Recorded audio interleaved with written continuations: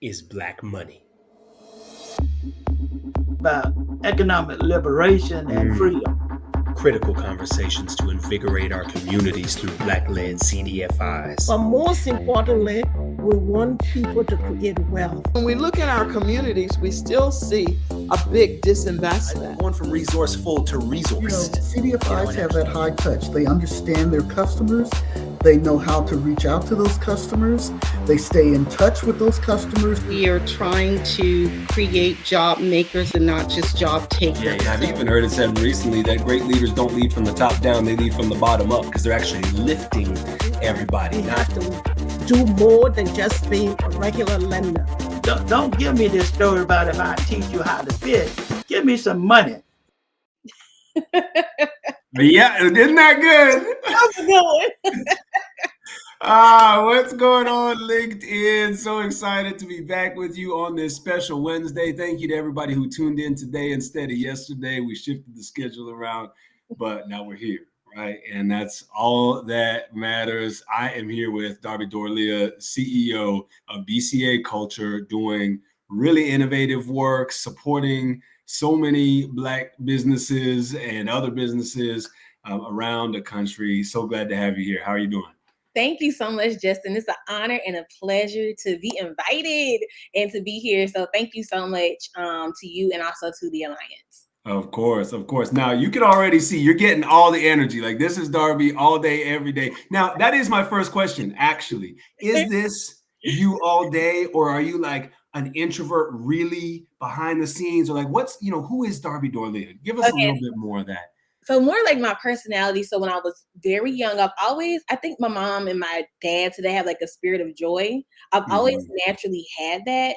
Now, as I've gotten older, I think more, and as I've become a mom, I think now I'm more introspective. I'm more of an introvert now, but I still have those characteristics. But like, if you see me, I'm mostly quiet, but like when it's time to dance, or when it's time to have some fun or, things like that, then I'm mostly outgoing with my team. I'm mostly outgoing, with my inner circle and my friends and my family who I've had long relationships with. They know me for being outgoing and extroverted. But I think I look at myself as more introverted, but people think that I'm naturally extroverted. I hope that makes sense. Like it really does. So that's actually me. I'm actually an introverted person who loves people. That's the way I see it. Like where my, how I recharge is quiet time, reflection, meditation, fishing, like very calm things. But you see me, you catch me in the wild, you catch me outside, it's different. I like people, high energy, all these types of things. So okay, I got you. I'm tracking. So following up on this question, I've been asking this, who are you to the core? Like, what is the essence, the things that really, the building blocks that make you who you are? I would say God. I'm literally like really focused on my faith and my inner faith. So I do believe that God is within. I'm focused heavily on family. I actually, as a CEO, I work my business during the day, but I also homeschool, my son as well. Wow. I'm very focused on family. Very focused on impact. Like how can, I impact just not like just even impact business wise, but how can I impact the lives of people who I personally know, such as my immediate family, my friends. I'm more like the connector. So I'm the one that's like, I'll be online, but I'm more like, hey, let's go grab something to eat. Like, let's meet face to face. I'm more of that friend that's more based on connection. As a woman, I love peace. I adore and love peace. So that would be the introvert side that, we were talking about earlier. But also at the same time, I'm very outgoing and bold. And when I believe in something, I go at it like 100%. Like there's no like denying that or stopping me from doing that. Right. Well, clearly, I mean, the work that you're doing at BCA Culture is such a reflection of what you're bringing out into the world. Now, before we get into that, I want to know who is in the digital space. Hop in the chat. Whoever is tuned in here, we want to hear from you so that we know who's in the room and give you a chance to connect with other people, because there's some amazing people who tune into this show. And you never know when you make a connection, which that's actually happened recently on the show. And I love that. All right. So, Darbi, tell us the journey that you've gone on that has led to BCA Culture. How did this all come together for you, and what led you to this moment? Well, originally, I was seeking business credit for my businesses and seeking like government contracts. And so being in Atlanta, a lot of people were claiming that they could actually do it. And I was referred to someone while I was traveling on the road that I paid them for services. And unfortunately, those services didn't get done. So it led me down this rabbit hole of like discovering for my own business, okay, what do I like want to do and how can I do it? Like, how can I do this service for myself? And I actually got connected, as I would say, as faith would have it. I got connected with the vice president of a bank who actually taught me how about business credit and about business funding. And then from there, I was like, this is actually simpler than I thought. You just need to know, it's like your profession. Like you just need to know the strategy behind it. And then so I actually started teaching others on Facebook Live. Then from going live, it started reaching thousands of people on my Facebook pages. I started growing in groups. People started following me. So initially on, I was like an influencer in the space. Yeah. Then I started teaching classes. And then I realized, gosh, we need to like, how can I scale this up? And then Adam, our CTO, actually reached out and was like, whoa, I see the work you're doing. If there's any way that I can help, let me know. And I'm like, well, actually. Right. Now that you mentioned it. Right. So it's like all these little faith steps along the way. Like as I'm thinking something like, wow, I really do need this. And boom, it would begin to pop up.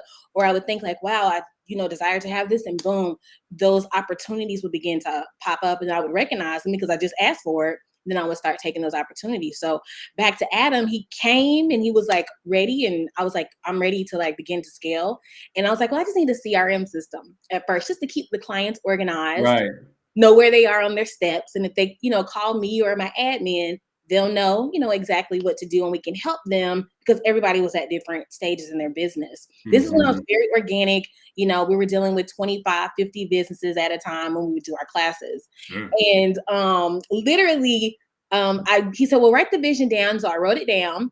And then from there, he was like, well, this actually isn't a CRM system. You want this, you want this, you want this. It's actually a software.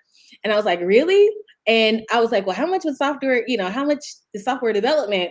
And he's like, well, it's, it depends on how far you want to go with it. Right. So I was like, well, we might need to look at becoming like partners. You have the tech build, you have the tech experience, and then we come to the table.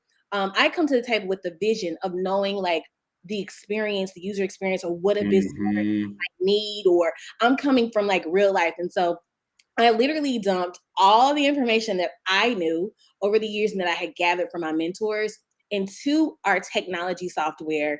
And then here we are today where we've been able to, secure millions in funding, help thousands of businesses. And it literally just started with me talking on a camera and going live stream like we're doing now. Like just literally, I would be in front of the camera and just say, hey, you guys, this is what you need to do. And it came from an organic experience. And starting with those pods of 25 to 50 business owners really helped me to understand the needs of people at their heart. Like it's more than just money. Like, when we go online, we'll see, depending on the platform you're on, you can see on Instagram where people might be promoting a lifestyle. But the business owners that I was dealing with, they wanted legacy change. Right. They wanted to leave their something bigger behind. Yeah, they wanted to leave their business behind for their kids. You know what I'm saying? Yeah. So it gave me a different perspective that, Darbi, you don't need to take the Lamborghini or flying in private jet approach. You just need to be real and authentic. Yes. And because we were like that at the beginning, Justin, it's literally helped us to be able to navigate all the pivots that happen in our industry, to be able to go from teaching a course to now being a premier software providing technical assistance for small businesses. I love it. Now, do you have a private jet? Did you end up? I mean, I have access. Look, I got some friends. Right. No, but anyway, I love it. I love it because actually he owns an aviation service. He's a black pilot. He owns an aviation service and he does fractional. You see, so there you go. So you got access to the jet. And, see, that's what I'm talking about, man. You keep it real and all the things just, come your way. And one thing that was coming to mind, just this image that I remember a mentor told me a few years ago is be caught in motion. And he was talking about how hard it is to turn a ship when it's in the harbor. Like when it's in the harbor park there, you literally got to go get big chains. You got to turn it. You know, people are like bunch of people or machines just to turn this thing a little bit. But when a ship's out on the water, little, right? It's a little rudder because it's in motion, right? It just takes a little rudder. And so I just love that life, God, opportunities caught you in motion. You're teaching a course.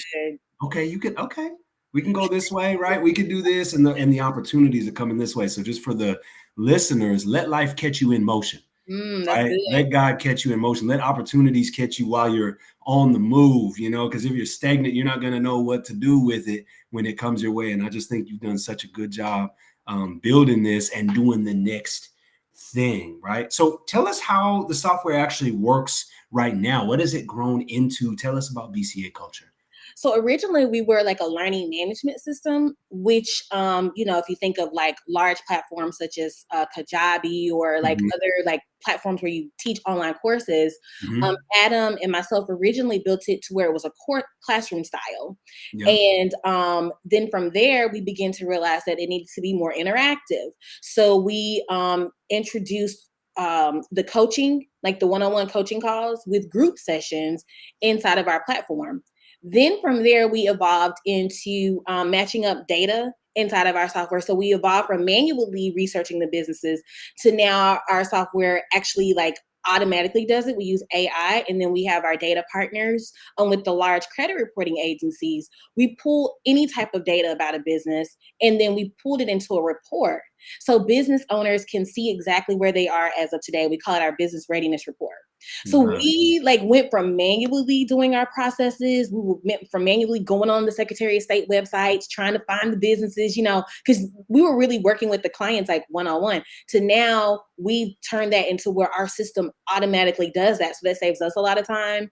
And then we're able to see, okay, if this business is on the watch list, does this business have any outstanding debts or any loans or, you know, anything, because we're able to pull all of that information from the credit agencies. And then we're able to see the business data. From there, we formulate their business technical assistance plan. So we know that, hey, this business might be a startup business and their needs are different than someone that's on a growth scale, you know, or on a growth track. And then a growth business or a growing business might have different needs than a business that's scaling. So our system analyzes the data, and then for us on the, you know, if we're working with the bank or a white label partner, they're able to analyze the data and then we can see it as well. But then for the end user, which is the small business owner, their journey has gone from a manual learning management system to our system will automatically unlock as they go to each level. We show them their data. We give them tips and advice on how to improve their data. So we give it to them like, I would say, a recipe, because like, you know, from my mindset and like the way that I think, look, I don't want all the fluff. Just give me the steps that I need to focus on, because my time is already limited as a mom, as a business owner, as a friend, as a sister, you know, all the roles that we play, you know, and so I just need to know 1, 2, 3. And so the concept for the end user, which is the business owner, they go in there, they see what they need to improve. If they don't know what to do, let's say, for instance, on a foundational step, they might not know where to go get their business license. Well, in our system, we will guide them, right? So it's kind of like that learning management, but it's only for what their needs are. So they don't have to sit and watch information that they don't need. Like, so it's automated on both sides. It's driven by the data that the business owners give us. And then we're able to give them recommendations and then teach them inside of our software on how to resolve those problems. I hope that makes sense. Yeah, I'm tracking. I mean, that sounds like such a unique need in the market. I love that so much. Now, you've started working more with CDFIs and other lending partners. Talk about that process and why you decided to go that direction, because you were doing a lot of direct service before. So talk about some of that shift. Yeah, so that shift from B2B was something, man. Like, literally, it just came. It just naturally came.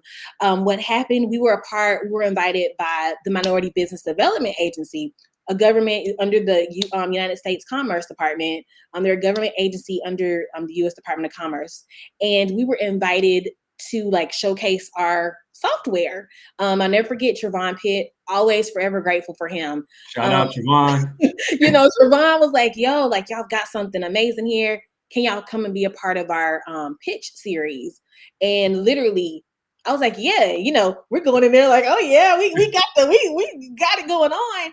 And when we got in there, it was so amazing to see all of the resources, things that could enhance our business, the feedback that we received from a lot of the leadership at the Department of Commerce for how we can improve our software. So literally, we started getting insight from the government and from like a corporate viewpoint on what can make the software better for their clients.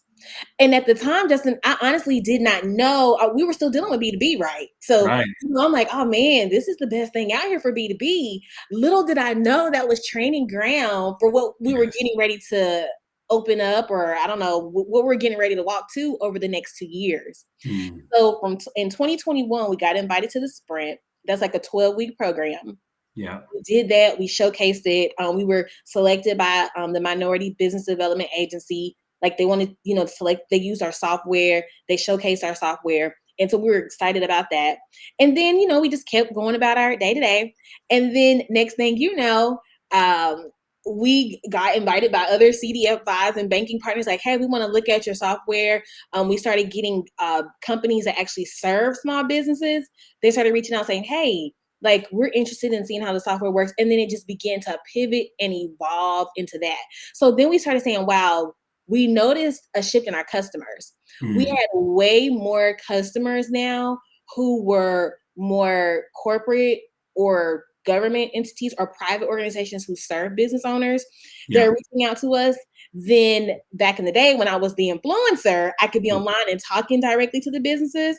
I wasn't doing that as much. Yeah. I was beginning to be more in the conversations with the corporations and seeing like what their needs were for their customers. And then it's kind of like a natural evolution. Like, it's like one day I went from servicing B2B, me and my team, we went from that. And the next thing, we were evolving and didn't even know it. And then boom, we landed our contracts and our deals with, some of our partners. And we were like, wow, okay, we're here. Now that we're here, let's run into it. Like, let's own this piece of the industry. And that's how we got to this point. That's so cool. That is so cool.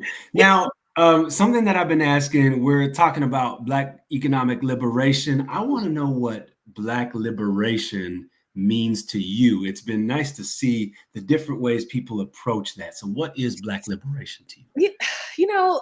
So I'm all about mindset, and personal development. I think that Black liberation is to be free in every sense of the word. Freedom in the sense of our mind, like not being bound by our past or being bound by PTSD of slavery or economic hardships, by us really liberating our own minds and tapping into, again, the God within us. Like, we are literally kings and queens. And so Black liberation for me is loosing the shackles on our mind collectively. And once our mindset changes, and as our mindset evolves, and as we always know that we always have had it, like we've always been it, gonna be it, and ain't nothing gonna change about it. That's right. We know that. I think that translates into everything that we do. We already have built large dynasties before America was here. So I think liberation is understanding our king and royalty in history, as opposed to looking so much at slavery and being bound by PTSD. We have to remember that it's in our bloodline, in our DNA to be great. And so I think liberation is one, when you know your identity, I think that is liberation. Because when you know who you are and whose you are, there is nothing or no one that can like stop you from getting to those next levels for you in the present and then for the future generations. So I think Black liberation is freedom in our minds, because so many people deal with mental like warfare and mental challenges or identity lapse. I think. And so I think it's so important that we know who we are in our minds. Then the economic freedom can happen. Then the health freedom can happen. Then all these revolutions that we want to happen can happen. But first, we have to have it within ourselves and in our minds. Free your mind and the rest will follow. Okay. Come on now, don't get me started singing now. Okay. I see where you're going with this. I love it. I love where you're going. Now, this is Black Business Month. We want to make sure that we're diving into some business content now for the business owners who are tuning in. We got a lot of folks who watch the show who are entrepreneurs, business owners, nonprofit leaders, a lot of folks like that. Talk about now the business mindset specifically. You were working a lot one-on-one with these entrepreneurs. I know you have a lot of experience in this space. What is needed to actually grow and scale and impact in ways that people really want to, right? They got the heart to do it. What do they need to do mindset wise to move forward? So the things that people need to do mindset wise, get a mentor. I always say it's so much easier to follow someone who's already paved the way instead of trying to reinvent the wheel. And I see so many business owners who deal with these 3 letters, E-G-N-O, ego. Oh, and they're always like, well, I don't want to ask, or they might feel intimidated by someone who's been successful in their industry. That's the best person to learn from, because there are certain traits that you can pick up from that person that you can apply in your business that'll take it to the next level. So I think the mindset and being confident that, hey, everybody had to start. Don't feel intimidated by someone's chapter 20 versus your chapter 1. You know what I'm saying? Yeah. And then another thing that I think is greatly needed, or what business owners can do, is focus on your daily habits. Okay. Talk more about that. So having the mindset that every day counts, having the mindset that every hour counts. So one of the things that I always advise business owners on is, I grew, when you go to the hair salon, your stylist back in the day. I know nothing about the hair salon right now. But I have a great barber. Shout out to Mills. When you go to the hair salon, they had an appointment book. Okay. Sorry. I was just, sorry. That was I see you. You see how crispy that thing is? Honestly, it almost cut my pen. It was so sharp. It was, but keep going, hair salon. But when you go to the hair salon, or maybe any place and they have the appointment book there, and you're scheduling your appointment. Well, the whole thing is they have a daily appointment book. And I always say, ask business owners, what's your daily appointment book? You can use your Google, but how does your day by the hour break down? You have to track that at that level so you can begin to see, okay, what am I spending the majority of my time on? Are my books booked? Do I have family time in my schedule? When you begin to really quantify and qualify your time, you really begin to see you have more time than you realized. Maybe an hour or 2 was spent scrolling. Maybe 3 or 4 hours were spent watching TV. Maybe, you know what I'm saying? So I think a part of changing your mindset is looking at your daily habits as a business owner to know, okay, if I want to get here, are my daily habits leading up to that ultimate goal of getting to this point? Right. Do my habits match who I say I want to be? Yeah, that's it. That is serious. Yeah. So those daily habits, those daily habits just make a difference in everything.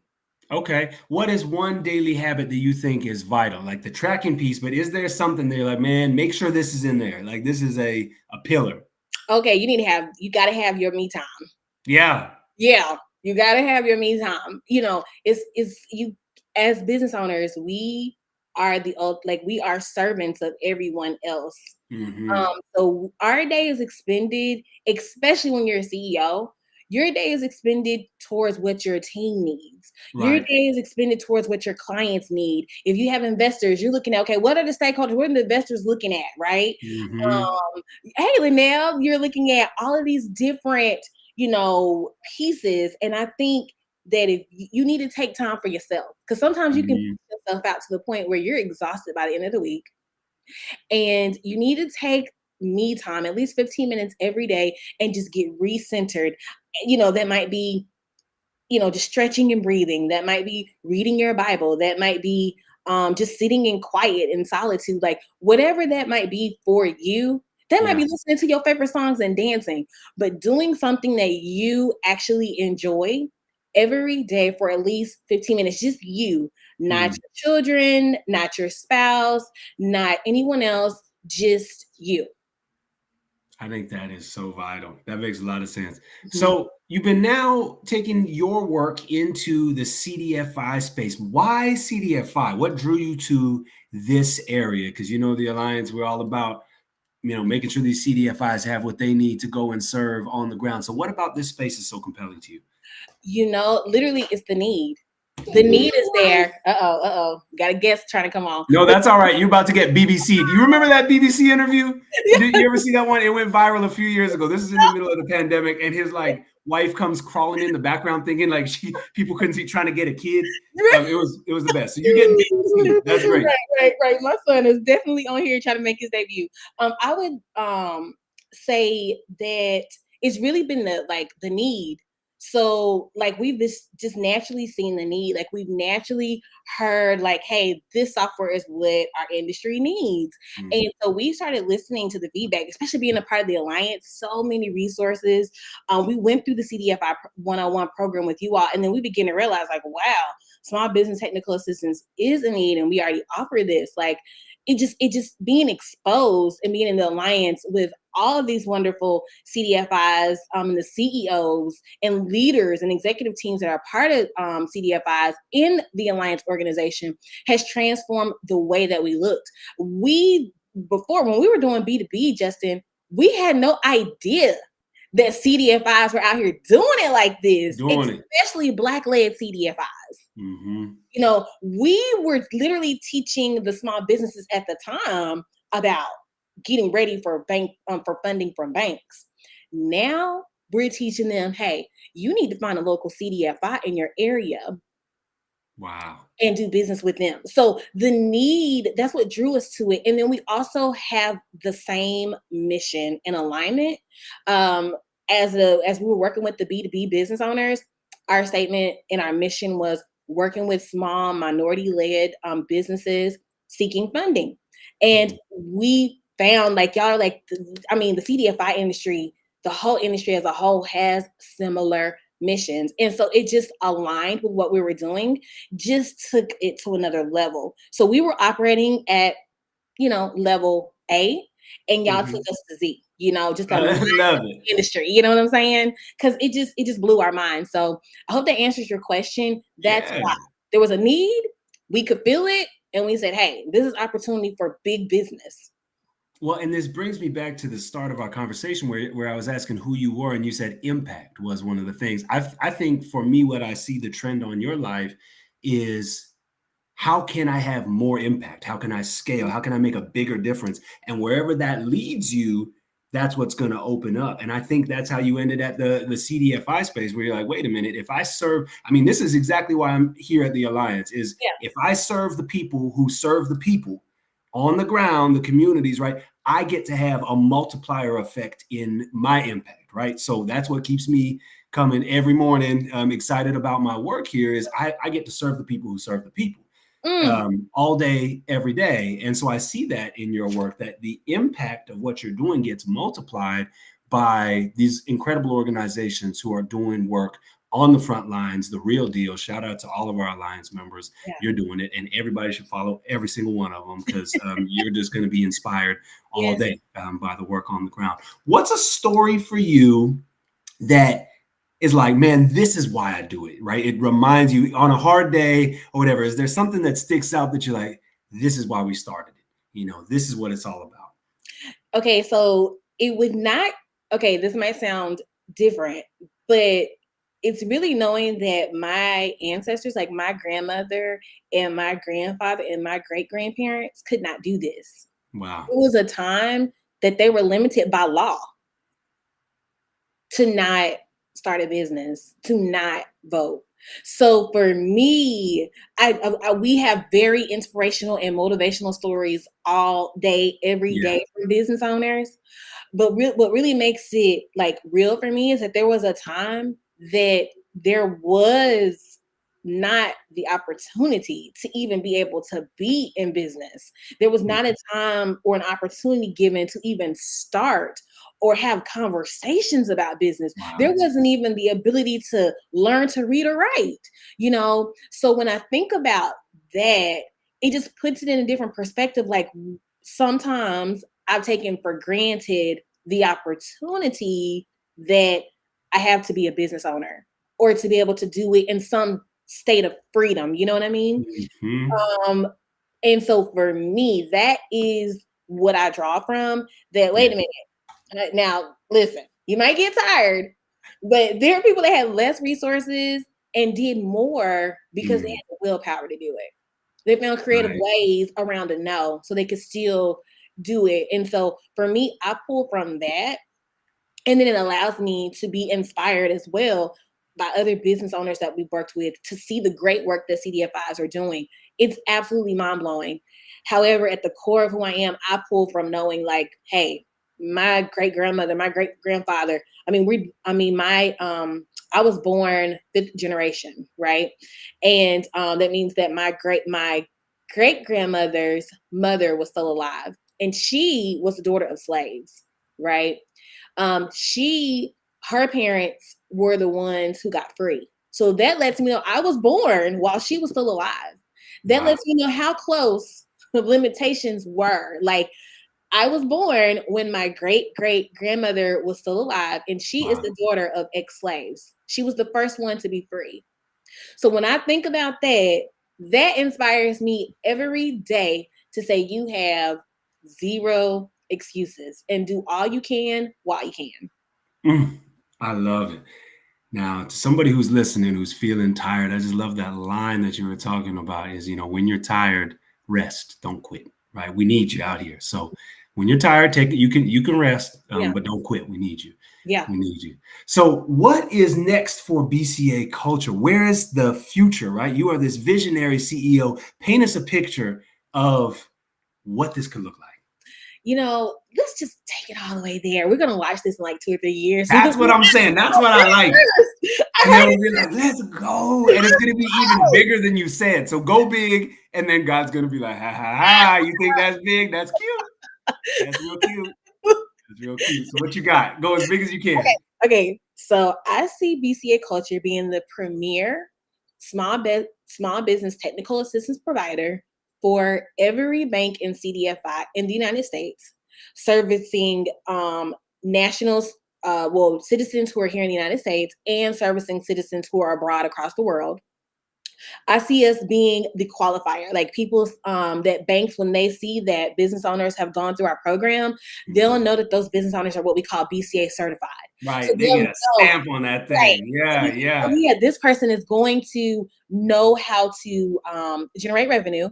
They're going to know that our customers know how to operate a post-funding plan, which is their repayment back to the bank. So they'll be able to trust that businesses who've gone through our program are BCA certified.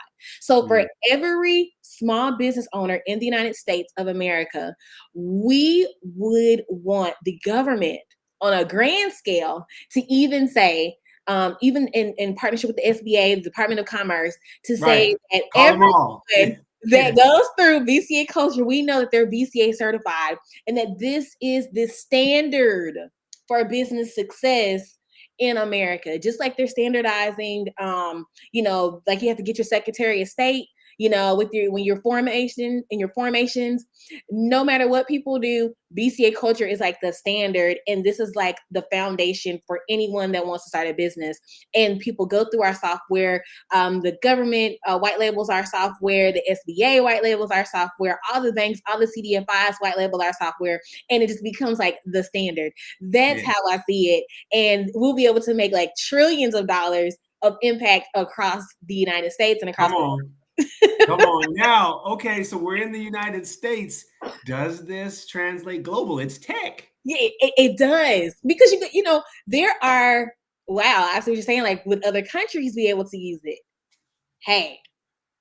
I'm just saying. We'll have to know the laws of those states, but I believe that it can be done.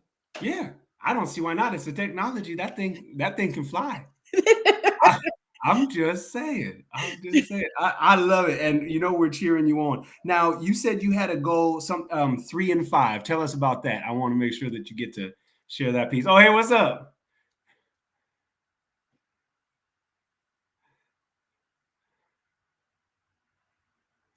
I love it. I love it. Oh, you're on mute, I think, somehow. So we have a goal and initiative for 3 and 5, and that's $3 billion across over in the next 5 years that we are able to prepare businesses for funding, whether they're going through a CDFI, whether they're going through a bank, or whether they're going through directly with us. But our goal is to be able to help banks and CDFIs be able to move that much money to businesses. We have thousands of jobs that are retained, hundreds of thousands of jobs that are created with that initiative. So that's the goal. I love it. I love it. And it's so good to see your son on here too. I got to call this out because this new era, I think people need to be used to this, right? And as parentpreneurs, as people who have children, right? Obviously, like there's times where it's like, okay, like this one you can't hop in or whatever. But this is real life, and I'm excited that we're seeing an integration, not a division between, here's what I do over here, and then here's kind of family life. It's integrating in some really beautiful ways. And I think back, there was a time where you could be with your dad on a farm and he's dealing with other farm people and whatever, and you get to learn by that. But now it's just all like, y'all go over here and y'all, and I don't think it works. Yeah. I don't think we're actually thriving as a society with so much division. So I actually love to see it. He's welcome on the show anytime. Thank you. He's listening. He's like, oh yeah. Yeah, that's good. Yeah, your mom's doing big things. You should be proud. Thank you. I love it. All right. So 3 and 5 got that. I love everything you're saying here. This has been an incredible interview. This is what I want to know now. What song are you currently listening to? What is your jam? You know what? It's so funny. I was listening to "There You Go" by Johnny Gill the other day. I don't know. I'm just on a whole R&B vibe right now. Just old school R&B vibe. Yeah. Right now. Definitely love Celine Dion. Definitely love like soulful gospel. Listen, rock and roll, all of it. But I've just been on an R&B vibe. Like seriously, been listening to R&B like heavily for the past couple of weeks, actually. And that song's been on repeat for the past couple of weeks. So I love it. I love it. Now, last question. What is one thing that very few people know about Darbi Dorleia that we can talk about on this show? What is one thing, like something that you're like, oh, I'm secretly like the world pogo stick champion, or like, I have no idea where that came from. Actually, they're in the Guinness Book of World Records. I remember I read, like that old Guinness Book of World Records where they came out with a physical one. Yeah. And I was like, pogo stick, like I could probably break that. Like, I was looking for the ones that I might be able to break. So there's confession on the show, keeping it 100. Okay, what's your one thing that very few people know about Darbi? Well, like in my previous life, I was a professional singer. Led like singer of a band. Was in the process of, I'm from Atlanta, so it was actually in the process of getting signed to a record label.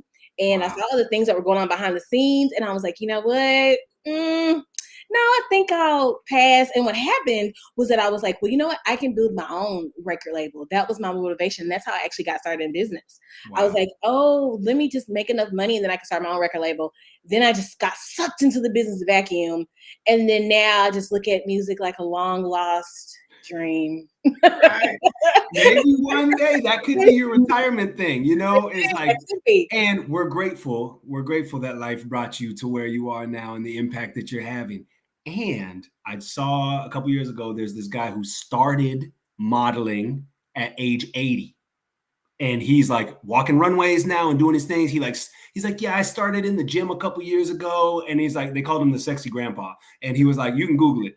Actually, don't Google sexy grandpa. Anyway, I don't know where that will take you. But the point is, there's this guy who like started at 80. And so all I'm saying is, dreams don't have an expiration date like that, like people talk about, right? If you're meant to bring your voice to the world in those ways, you go do it at whatever age, start whenever. I I received that, Justin. You know, that's so good. I was thinking about it the other day. I've had people reach out like, "Darbi, when are you gonna get back into music?" And I'm like, do you see all that we're doing right now? Yeah.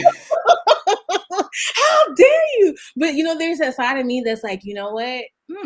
I'll do it under a different alias, maybe. I'll do it under a different alias, and then just, you know. Right. And I mean, that can feed your work. Like once you've gotten this thing established, right, then that can be like, and I got this over here and I got this, right. And it starts to get you pressed. I'm just saying, I see the game. I see, you know, you can be out here playing chess, not checkers. So that's true, Justin. That's true. I love it. I love it. Well, Darbi, you've been wonderful. Thank you for being here today. And to everybody who tuned in, we are so grateful. You could have been anywhere else, but you're here with us on LinkedIn. All right, Darbi, closing statement. What do you got? Like an inspirational quote. Hit us with something, just a pow, you know? Let's see.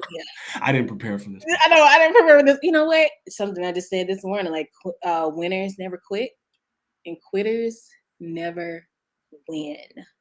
Keep fighting the good fight of faith. Amen. Amen. I love it. Thanks, Darbi. You've been wonderful. Thank you, Justin. And everybody out there, keep changing the world. We'll see you again next week. Thanks. Is Black Money. About economic liberation and freedom. Critical conversations to invigorate our communities through Black-led CDFIs. But most importantly, we want people to create wealth. When we look at our communities, we still see a big disinvestment. Going from resourceful to resourced. CDFIs have that high touch. They understand their customers. They know how to reach out to those customers.